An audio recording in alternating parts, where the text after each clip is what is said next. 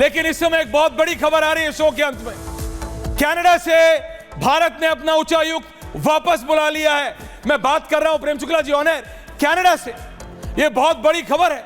यह निज्जर मामले पे हमने देखा था कितना स्ट्रांग पहली बार भारत की सरकार ने प्रेम शुक्ला जी कनाडा को मुंह तोड़ जवाब दिया और बोला कि बर्दाश्त नहीं करेंगे आप एंटी इंडिया एक्सट्रीमिस्ट लोगों को अपने यहां अपनी अंदरूनी राजनीति के चलते मौका दे रहे हैं, पर कनाडा से उच्चायुक्त को वापस बुला रहे हैं। यह बहुत बड़ी खबर है इस समय की प्रेम शुक्ला जी।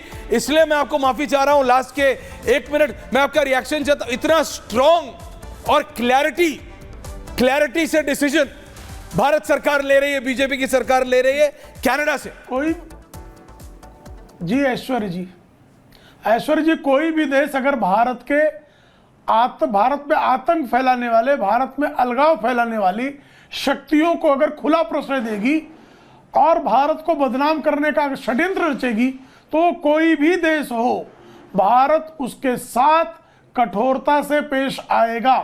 कनाडा के प्रधानमंत्री ट्रूडो लंबे समय से जो है भारत विरोधी शक्तियों को संरक्षण दे रहे थे।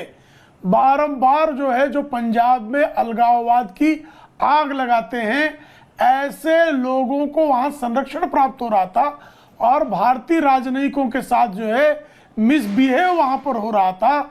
इसके नाते भारत को मजबूर होकर आतंकवादियों कोई कनाडा के में अलगाववाद की आग लगाए, कनाडा में आतंकवादी गतिविधियों में संलिप्त हो, उसको भारत प्रश्रय नहीं दे सकता क्योंकि भारत की नीति ऐसे लोगों के विरोध में है। लेकिन कनाडा में उनकी अपनी अंदरूनी राजनीति में एक दल विशेष का समर्थन पाने के लिए जिस तरह से जस्टिन ट्रूडो भारत के विरोध में काम करने वाले लोगों को प्रश्रय दे रहे थे वो अत्यंत दुर्भाग्यपूर्ण था। बारंबार भारत को बदनाम करने का प्रयास हो रहा था। निज्जर के मामले में बारंबार ट्रूडो की तरफ से कहा जा रहा था कि उसकी हत्या में भारत की संलिप्तता है। भारत सरकार ने लिखित पत्र भेजा उनको कि आप हमें कोई भी प्रमाण हो तो पेश कीजिए। उन्होंने आज दिन तक कोई प्रमाण पेश नहीं किया। भारत को बदनाम करने का, भारत की एजेंसियों को बदनाम करने का, भारत के राजनयिकों को बदनाम करने का कनाडा की धरती से षड्यंत्र रचा जा रहा था।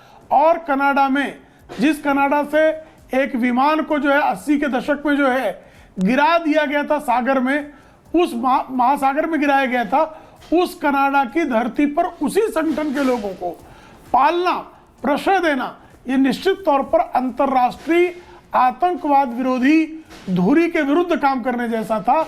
इसलिए भारत की सरकार को यह निर्णय लेना पड़ा।